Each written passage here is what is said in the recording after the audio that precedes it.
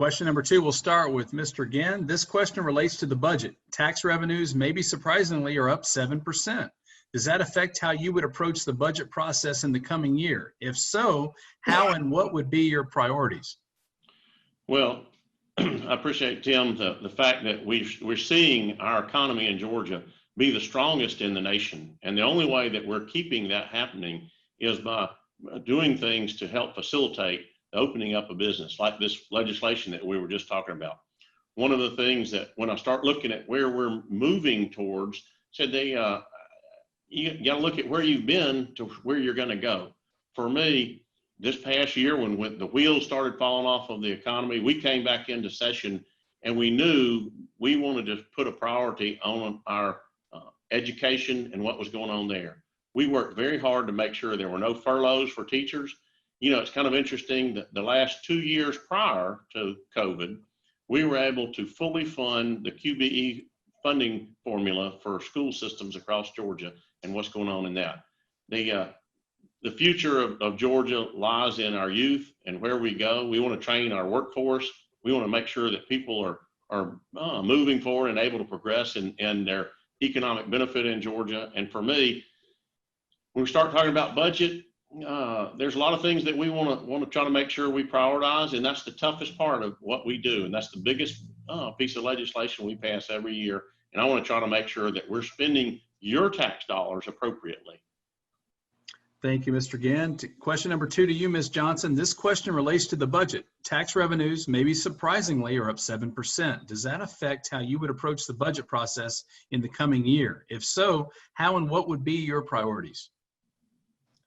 Well, you know, this budget in the last year and for the last few years, it's a constant cut every year to a lot of important services to people in Georgia. For instance, this year in the budget, there are 0 waivers for people with disabilities who, you know, have a child with autism, who needs supports. There's no money. You know, if you have a developmental disability in Georgia, you can just get in the waiting list of 8,000 people. And, you know, I had a parent call me yesterday, their child's graduating. They wanted support helping their kid get a job. They told them it would be 3 to 5 years before they could access services.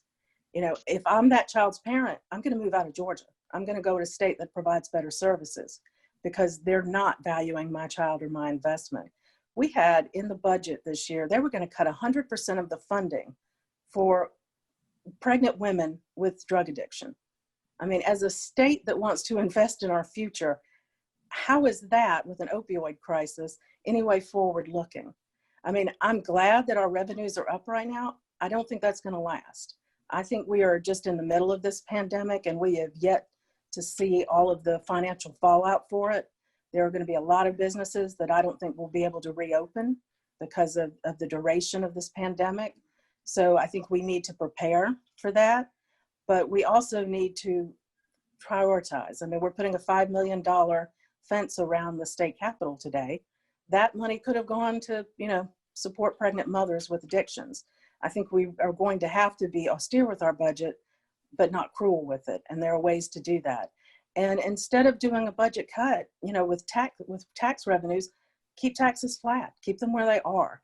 You know, we don't have to cut every year. Georgia's been growing, but our taxes have been shrinking, and that's a lot. She's of the talking reason why online. we're falling in the important metrics. Thank you, Ms. Johnson. Any rebuttal, Mr. Ginn? Well, Tim, for me, the solution is what we make of it. And when I start looking at the science of this virus and what's going on with it, I applaud our president for going forward with Operation Lightspeed to develop a vaccine. I think that's one of the things that really gives us hope on how to cure and eradicate the virus from the planet. And unprecedented speed, which the president and the federal government, all of the researchers, the science that goes into this is what's really making things happen. And I think that when we get that opportunity to have that broad vaccination across the planet, we'll see this eradicated, and want to keep that from moving into our economy. Thank you very much. Question number 3, this is the final question, candidates, before we have our closing statements. To you, Ms. Johnson, much of your district, like Jackson County, suffers from a lack of reliable and abundant broadband internet connectivity. Previous efforts have borne little fruit. What can be done to improve it? Well, this was one of my primary issues that I ran on in 2018. I personally have some sucky internet myself. That's why I'm using my phone, because it tends to zoom a little better. But in 2018, it's really laid bare how that can create, a wealth of difference in how your children access education, how people access their employment. And we're going to have a more, decisive way of solving the broadband internet. And the thing is, it's been done before. We don't have to come up with a solution. The Civilian Conservation Corps did it with rural electrification. And so all we need to do is go back to an FDR policy and make broadband internet a priority for all Georgians, and then install it. And that creates jobs. I mean, the number of people that we would employ, just like, FDR was creating jobs for Americans in the Depression, this is going to create good paying jobs for Georgians when there may not be any, as they're going to be thin on the ground coming up. This is a good way to put people to work and benefit our communities.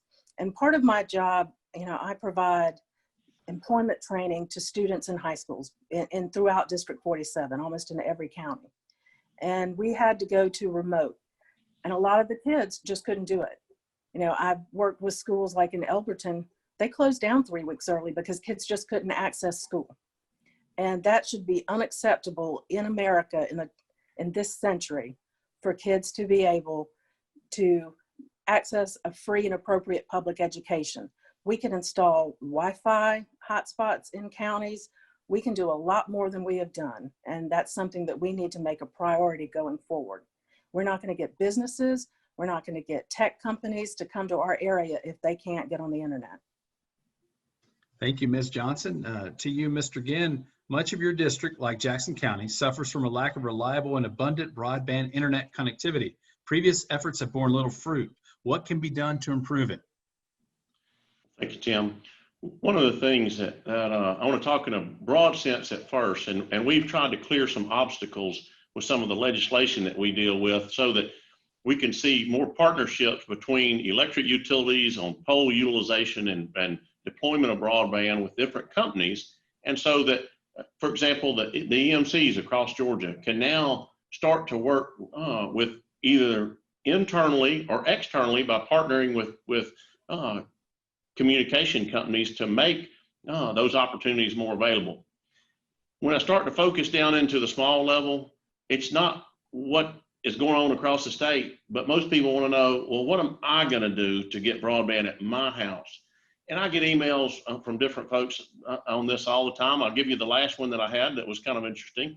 Down here on the south end of Jackson, close to Sandy Creek Park, I had a group that sent me an email, and I looked at I said, okay, let me find out a little bit of information about what infrastructure is available. Said we started looking at traditional phone, we looked at traditional cable, we looked at who might be able to serve that. What we were able to come up with for this subdivision and this homeowner association was they were able to get a quoted price from Comcast to get 75 gig speed at a minimum. Said they built into their homeowners association for less than 110, I believe it was $118 a piece for everybody in their home. That's their phone, their internet, all their TV, all of those things. And it was just a matter of making the connection between, okay, what's available in my area and who are my providers. And for me, that's where I tell people all the time, my job is to pass good legislation to affect the masses. But then when it comes to constituent services, I want to try to make sure that if somebody has a problem, I've reached out to all the resources that are available to me to connect the dots so that they have connectivity at home. And when we start looking, it's most people want to know, well, what's it mean for me? And that's where I want to try to make sure that I'm addressing the individual as well as what we do across the state. Thank you, Mr. Ginn. Rebuttal, Ms. Johnson. I would just like to say that, we've tried to work. I know one of the reasons that we haven't gotten broadband internet most places was the fees to attach to poles through private companies. I sort of feel like at this point, this is a necessity for all Georgians. No one is going to be harmed by having more access to broadband internet. So I think it's time for the state to play hardball. If you want to work in our state and have a business license and it requires that maybe we hook to a pole, we'll pay a reasonable fee to do that, but we're not going to be held over a barrel. And we can use, the full strength of the state to do what we need to do to allow people to get that access. Thank you, Ms. Johnson. Closing statements. First, Mr. Ginn. Thank you, Tim.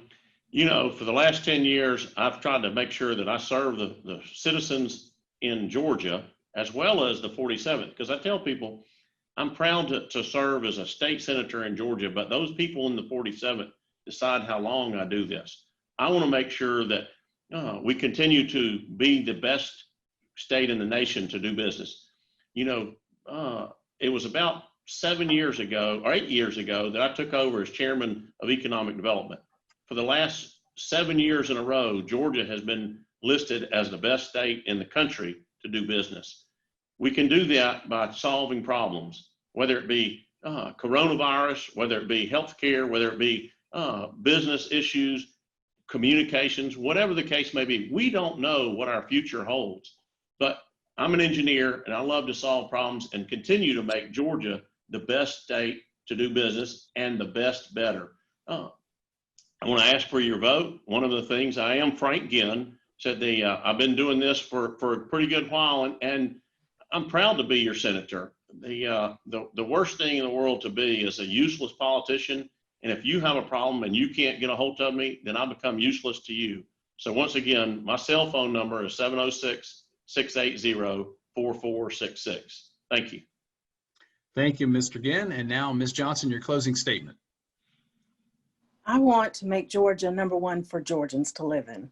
It's great to be good to business. My whole job is working with businesses. I understand the challenges they face, and I want us to be a great state for businesses. But right now, a Georgian ranks 44th for economic opportunity. A child born in District 47 has a 36% chance of ever moving out of the socioeconomic group they were born into. And this was, based on a long study done. 36%.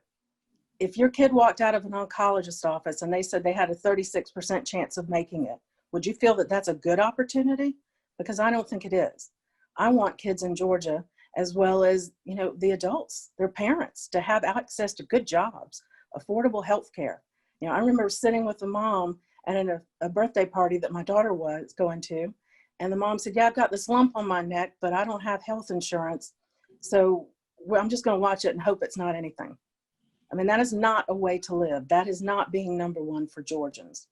So I want a state that works for all of us, whether we are a small business or a stay-at-home mom or a kid in school.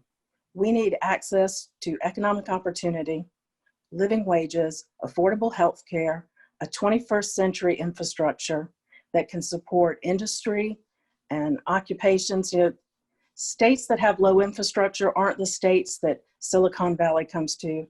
They're not the states that big tech industries come to. We are fortunate that the movie industry came here. We want more industries to come here, and we do that by building up our state, by building up good communities, because when those companies come here, they also live here, and they want to live in a community with good schools, safe communities, access to hospitals.